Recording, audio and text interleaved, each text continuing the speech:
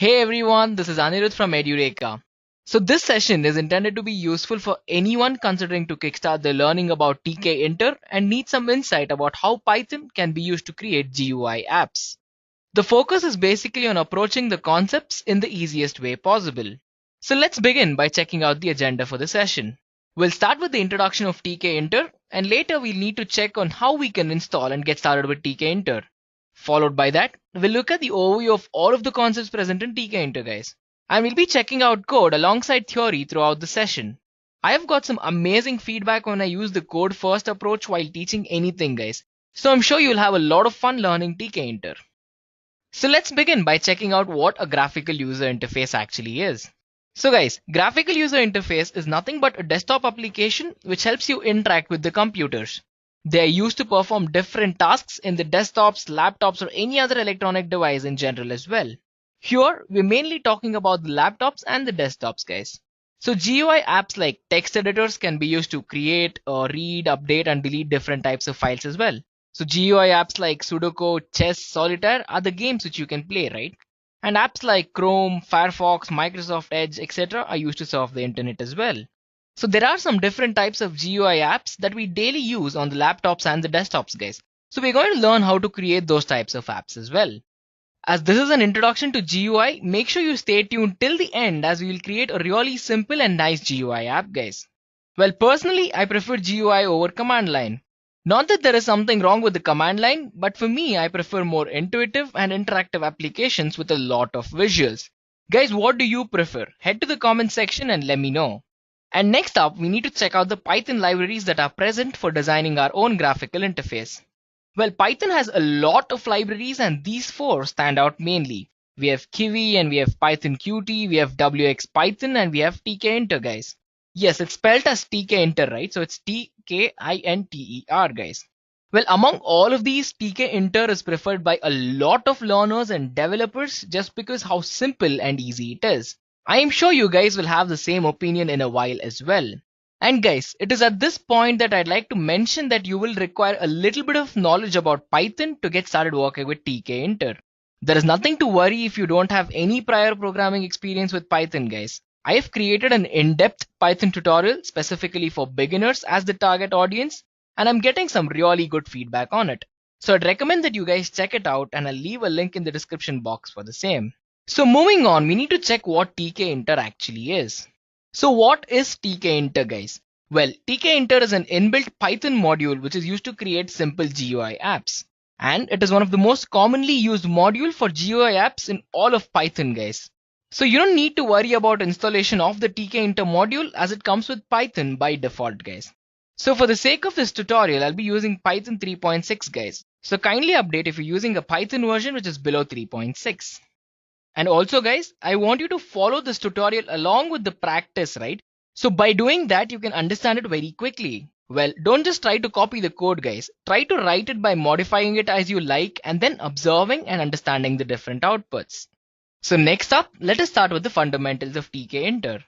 Guys, this is how an application actually executes. First, we have to import the Tkinter model and next we create a main window.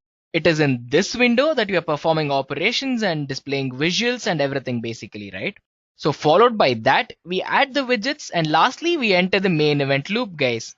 If you notice, there are two keywords here that you might not know at this point, right? So one is widget and the other one is an event loop. An event loop is basically telling the code to keep displaying the window until we manually close it. Check out this code for a little bit of better clarity, right? As I mentioned, we're importing the Tkinter package and defining a window. Later, we actually are giving a window title which is shown on the title tab whenever you open an application, right? So for example, Microsoft Word is shown on the title tab when you open a Word application, correct? Similarly here, we call it GUI in our case. And lastly, we have a label, guys. A label is nothing but what output needs to be shown on the window, right? So in this case, as you can already see, it is actually hello world. Well, check out the output on the right side. So at this point, congratulations to all of you guys. You just figured out your first Tkinter code. It is going to stay as easy as this throughout the entire tutorial and you will end up appreciating on how simple it actually is.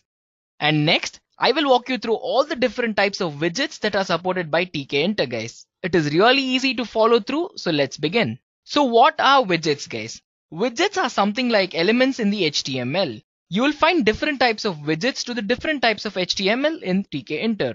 Well, let's see the brief introduction to all of these widgets in Tkinter, guys. So we have everything from label, button, entry, we have combo box, checkbox, radio, scroll text, spin box, menu bar, and notebook, right? So button. So guys, basically a button widget is used to place the buttons in the Tkinter, right? So it's as straightforward as that. And then we have canvas, and well, canvas is used to draw shapes in your GUI. And we have check button. Well, check button is used to create check buttons in the application, right? So you can select more than one option at a time as well. And then we have entry. Well, entry is used to create input fields in the GUI. And later we have frames. Well, frames are basically used as containers in Tkinter. And we have label, guys. So label is used to create a single line widget like text or images or anything. And later we have menu bars. Well, menu bars are used to create menus in the GUI and so on. Well, these widgets are the reason that Tkinter is so popular in my opinion, guys. So the first widget we'll be checking out is the label widget, guys. I will not overwhelm you with any of the complete syntaxes for each of the widgets. The code snippets I've shown here will make your learning easier, and I've done this just so you can avoid any sort of confusion, guys. As I mentioned earlier, labels are used to basically create text and images and all of that. But do not forget that they have to be in a single line definition, guys. So check out the output. We have entered our text as Edureka, and that is printed as it is. Simple, right? So there is something called as the geometry function, guys. So it is basically used to change the window size and set it as per our requirement. Well, in this case, we have set it to be 350 pixels in width and 200 pixels in height, as you can check out from the left side part of the code. And next up is the button, guys.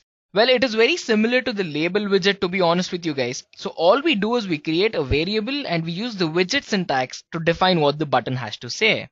Also, here we'll be using a function called as the grid function, which is used to set the position of the button on our particular window. So as you can check out from the output, we have Edureka and the button we have is enter, right? So it has been kept in the first column, right? So it is on the top left.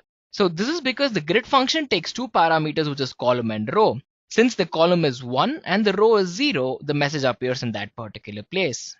In fact, we can also change the foreground for a button or any other similar widget as well. We'll be using the parameter FG as shown in the code for foreground, and similarly background color can be changed using the BG property, guys. Well, in this case, our foreground is the text, which is actually red color as defined, and the background is orange as we have set it using the BG parameter. So at this point, we have a clickable button, right? Well, what happens when we actually go ahead and click it? So this is what we call a click event. We need to write the functionality as to what should happen when we click the button, or in other terms, when the click event is fired. Well, for that purpose, we actually have a function which is called as clicked, and we're displaying a text message saying that the button was clicked. We will need to add a parameter called as command in the button definition as shown. Pretty easy, right? So next I have for you guys is entry widget. So what is an entry widget used for? Well, simply put, it is used to create input fields in the GUI, guys. So check out this example code, right? So basically here we are creating a text box using the Tkinter entry class. Grid is used to tell the code where we want the widget to be placed on the window. And next, what should happen when the button is clicked? Well, we have a message that says welcome to, and later whatever is input into the text area will be concatenated along with this and then printed, guys. So check out this example for better understanding. So we have typed out Python training and it displays welcome to Python training. So all of these widgets are really simple, and more than that, they always come in handy as well. So next up, we will check out the Combobox widget. So can you guys guess what a combo box is? Well, it is just a drop down menu with options, guys. So check out that there are no parameters for the combo box definition apart from the window, right? And in the next line, we have defined certain values such as numbers ranging from 1 to 5. And next we have something called as text as well. Well, 1 to 5 was numeric inputs, right? But we can have a textual input as well. It is defined using double quotes, and we will later set the selected input. And lastly, we have the grid function to place the widget on the window as well. So again, check out the example here, guys. So we have the drop down menu and it displays all that we have defined in the code. Another easy widget, done. Well, next, this is a classy one, guys. This is the check button. Well, it is widely used in almost all of the sites, right? So basically, we use the check button class to create the widget. We start by creating a variable of the type boolean var. But this is not a Python standard variable, correct? Well, nothing to worry, guys. This is actually a Tkinter variable. By default, we keep the set state to be true, which means that the button is checked already. And next, we are passing the _state to the actual check button class to check the state for us. So check out the example here, guys. So we have a really simple check button widget with a certain text. So guys, what other easy widgets like this are available? Well, next, we'll be looking at the radio button widget.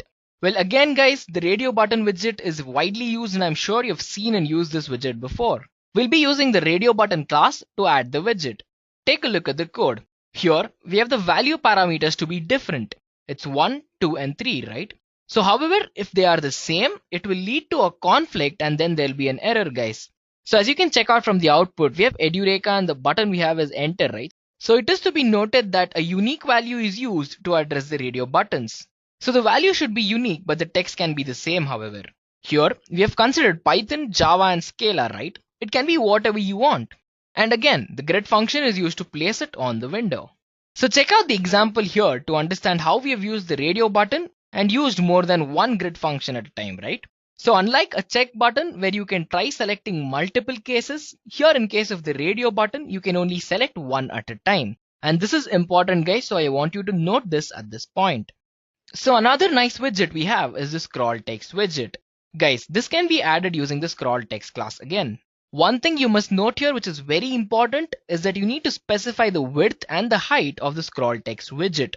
Well, if you do not specify the same, the entire window is actually filled up. So you can basically set the scroll text content by using the insert method, guys. The syntax is pretty simple and we need to use txt.insert with the message as a parameter. And that is all, guys. So next we have the MessageBox widget. Again, let me quickly walk you through this, alright?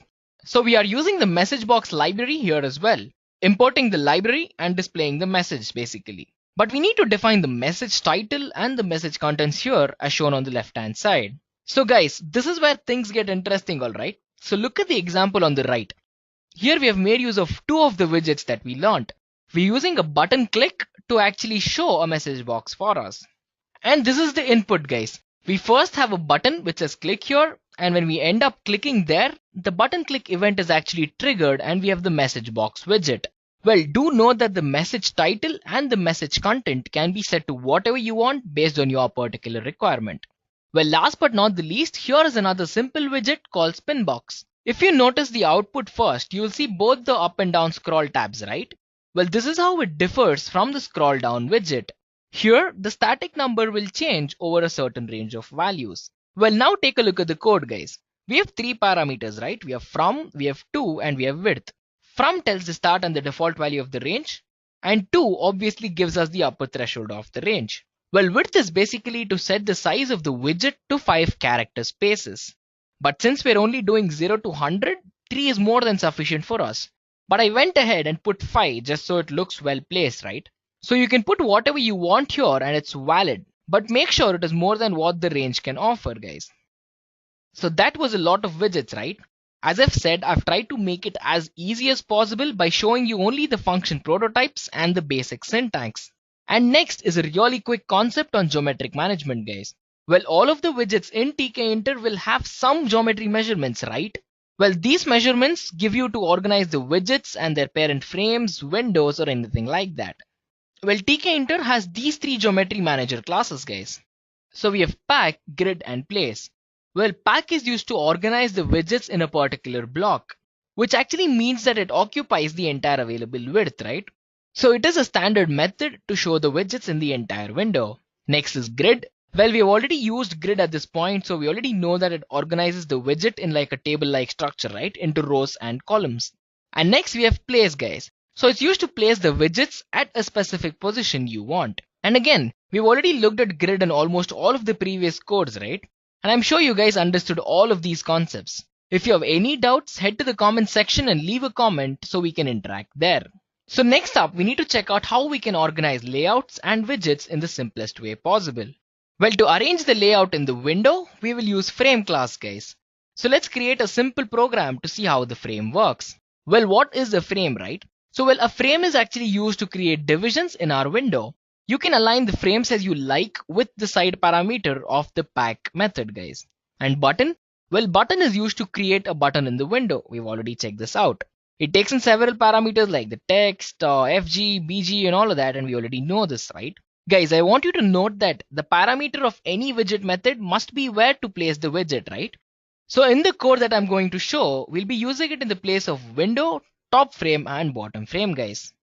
So guys, as you can see, I just opened up my PyCharm and this is the program that we're going to discuss.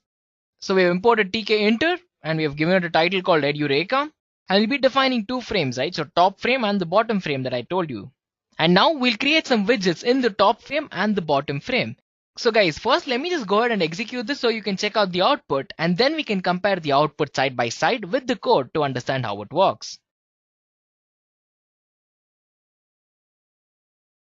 Well guys, as you can see, this is the output we have. Well, for button 1, we have the foreground color to be red, right? So it is red. And next button 2, we have green. And similarly for another button, but this is for a different frame, right? So this is for the bottom frame.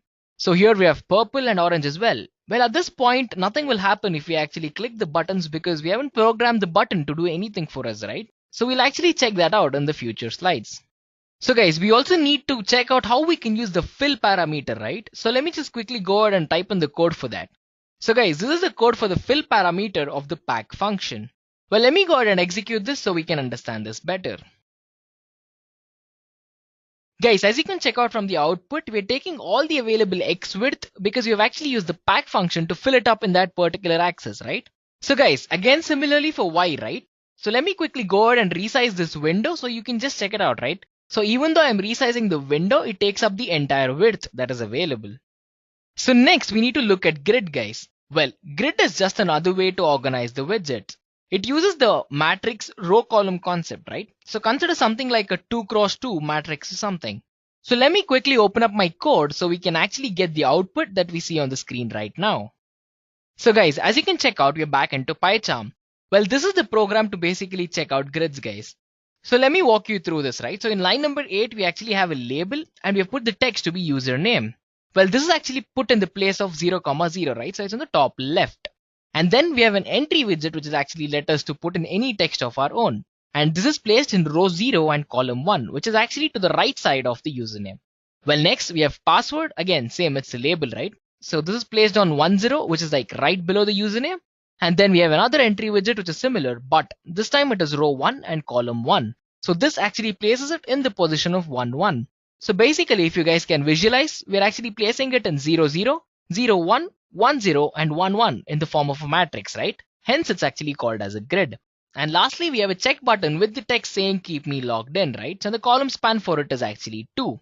So let us quickly go ahead and run this and we can check out the output. So guys, as you can check out, we have the output as shown here, right? So we have username as a label, password as a label, and then we have the entry widget. So I can just put in anything, Anirudh, which is my name, and password. We have not hidden it at this particular point of time, but that can be done as well. So we'll put Edureka or something. And that's about it, guys. So this is the check button. So all it does is yes or no. So it's pretty much binary, right? So either I've checked it or I haven't. So it is as simple as this, guys. So guys, now that this is done, let's quickly go back to our presentation to see what's next. So guys, next up I have for you is binding functions. So it is really simple and it is a small concept that we have already covered. So let's get started. Well guys, calling functions whenever an event actually occurs is actually referred to as a binding function. Well, in the below example, you can actually click the button and it calls a function which is called as say_hi, right? So you can find it on this particular line, guys. Well, the function say_hi actually creates a new label with the text saying hi, right? So it is as simple and straightforward as that. And later we actually have a button which says click me, and as soon as you have clicked, it actually sends the command to this function. And in this function we have the label which says print. So basically we'll have a button, and as soon as you click the button, whatever this function says is done. So it says print hi in a label, so hi will be printed, guys. So let's quickly go ahead and check the code. So guys, I've quickly opened up my PyCharm and this is the particular program we were discussing, right? So let me quickly go ahead and run it. So guys, now that is actually run, check out the output, right? So we have a button which says click me. So as soon as I click the button, it says hi. Well, hi is being printed because of the label text here, right? So I can change this to anything else. So let's say I say Edureka. So let me quickly go ahead and run this now. So again, as you can check out, we have arrived at the click me button. So as soon as I clicked it, it says Edureka. Pretty much simple, right? So another way to bind the functions is to basically use events, guys. which is exactly what we're going to check now. Well, there are certain events such as mouse move, mouse over, clicking, and scrolling and all of that, right? So basically the button 1 parameter of the bind method is to the left clicking event. So that is whenever you click the left mouse button on your mouse. And button 2 is for middle click and button 3 is for the right click, right? Well, middle click is basically clicking on the wheel. And here we are actually binding the left click event to a particular button, right? So I'm going to be showing you that particular code, but you can actually bind it to any other widget that you want. You will actually have a lot of different parameters for a lot of events, right? So let's check the code together. So guys, we are back into PyCharm. So let me quickly go ahead and execute this. So as you can check out, there is a button which says click me, right? So what happens as soon as I click, it keeps printing hi for me. How is this happening, right? So check out the particular code. Again, we have a function which says say_hi, and we have a label which is going to print hi for us, right? But then we have a button which says click me, which we already discussed. But then check the bind function, right? So we have something called as a bind function, which is binding our particular button 1 to our particular function, right? So as soon as my button 1 is actually clicked, whatever is in the say hi function, which is actually printed. Well, first is actually the event here in the parameters, and second one is actually the function. So I want you guys to note it at this point. So every time I keep clicking, hi is going to be printed, guys. Simple, right? So guys, clicking events are basically 3 different types, right? As I've mentioned, left click, middle click, and the right click. So now we can actually check out how a particular function can be called based on the event that occurs, right? So I'm going to show you a program and I'm going to run it. So as soon as we click the left, middle, and the right button, it actually calls to a specific function instead of one generic function, right? So in this particular case, we have say_hi when we click a left mouse button, right? But in the next case, we're going to have each individual functions for left, middle, and the right click buttons as well. So let's check out the code.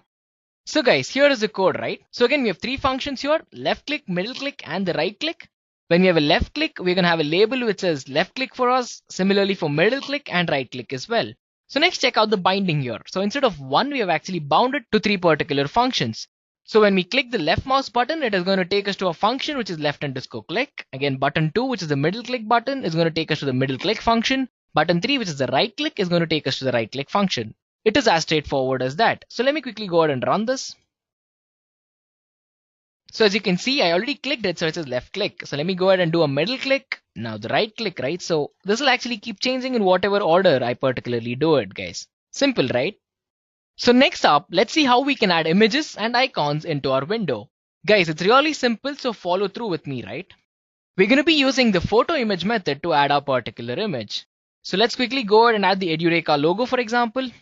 So guys, we're back in PyCharm right now. So let me quickly go ahead and execute this. Well, as you can check out, the output is good enough for us, right? So what are we using here? As I've mentioned, we are actually using the photo image method for us. And there is one parameter for this, which is actually called as file. So check it out here, right? So file is basically the location of the file. And guys, do make sure that the file actually exists, right? So if the file doesn't exist, you'll actually get an error. And again, we're using the label to actually print the image as an icon for us. Pretty simple, right? So let me quickly go back to my presentation and we can see what's next. And guys, now this is the interesting part you all were waiting for all this while, right? So here is an amazing use case that we can build using Tkinter with all of the concepts that we have learned today. So we'll be designing our own simple calculator app using Tkinter and all of the concepts that we have learned. And after this, you can design almost any kind of simple stuff ranging from a calculator or a game of your own like chess or something, right? So you can do all of this using Tkinter, guys. So exciting, right? So let's quickly dive into the code of the calculator and I'll walk you through the same. So guys, I'm back into my PyCharm and this is the code that we're talking about, right? So basically we have set our geometric to be 312 cross 324, the title to be calculate, right? So we're creating the basic window at this point of time. And then we actually have a button_click function which actually updates the input field continuously when you enter numbers, right? So basically we have an expression and then we're going to add it to whatever we get. So expression actually stores the latest value for us and string of item is when we are actually inputting it, right? And lastly, we need to set that expression. So we have text.set of expression to actually save that for us. And next we have button_clear function. Well guys, this is basically used to clear the input field as the name suggests. So the expression is made blank as you can see in line number 20 and it is being set to empty as well. And next up we have something called as button_equal. Well, this function actually calculates the expression present in our particular input field. So as you can see, we have a result variable, right? So it is particularly string and we're using it to evaluate a particular expression. Well, the eval function evaluates the string expression directly, right? And you can also implement your own function to actually evaluate the expression instead of an eval function. So in this case, we've used the eval, but you can do it on your own as well. And whatever output we get from the result is being set again. So this is the particular frame we'll be creating for the input. So we have the width to be 312, the height to be 50, and all of the highlight backgrounds, right? So like black, highlight color as black again, and all of that, right? And here from the pack function, the side is considered to be top. So next we need to create an input field inside of the frame. Well, we have an entry function, and then the particular font is set as well using the font parameter. So in this particular case, let us consider Arial, font size to be 18, and the characteristics to be bold. And the width is 50, and we have actually set the background color, right? But check out line number 44, guys. We have something called as the iPad-E. Well, guys, the iPad-E is actually an internal padding which is used to increase the height of our input field. And next, we'll be creating another frame for the button which is below our particular input frame, guys. So again, we're creating another frame. We have given it its width, height, and the background color to be gray. And now on, we're actually defining the rows of the calculator, right? So in the first row, we have the button, right? So we have C and we have divide. C is for cancel and divide is for the function. In the second row, we have the numbers 7, 8, and 9. In the third row, we have 4, 5, 6, and minus. In the fourth row, we have 1, 2, 3, plus. And in the fifth row, we have 0, dot, and equal to, right? And lastly, we're running the main event loop so that it lets us close it manually instead of automatically it closing for us, right? So let me quickly go ahead and run this. So guys, as you can check out, I think now you'll get a better picture, right? So the first row was C and slash. The second row was 7, 8, 9 in multiplication. Similarly until 0, dot, and equal to, right? So let's quickly go ahead and do a simple operation, right? So 100 plus 2 is 102. We're using the eval function, so it's doing all of the calculations for us, right? So we can do 80 divided by 10 or something. And again, 8.0, it's a floating number. And C is actually used to clear the input field for us. So this is pretty much simple, right? So you understood all of this particular code and it is not complex as it looks, right? So if I actually try to hide the code and show you only the calculator, you'll think that this is very complex to do, right? But as you guys saw for yourself, this is as easy as this, even for a short app like a calculator, right? So you can do whatever you want with this. And the number of opportunities are endless, guys. So let me quickly go back to my presentation and conclude the session, guys. Well, we checked out everything from the basics of GUI to what is Tkinter, and later we checked out so many widgets and we used them all together in the end as well. Well, concepts such as event handling and adding images and icons were all discussed too. Well, again, at this point, I'd like to repeat that if you need a quick head start with Python for Tkinter or any other purposes such as Django or Flask or something, make sure to check out the link in the description box for my Python tutorial, guys. So this is it for the small session. I hope you took away some real good points from here and that this helped you kickstart your Tkinter learning. Hope to see you guys build your own GUI applications and have fun with Tkinter. So thank you guys, you know what to do. If you have any queries, leave a comment and subscribe to our channel for more information on the latest technologies and all of the courses offered.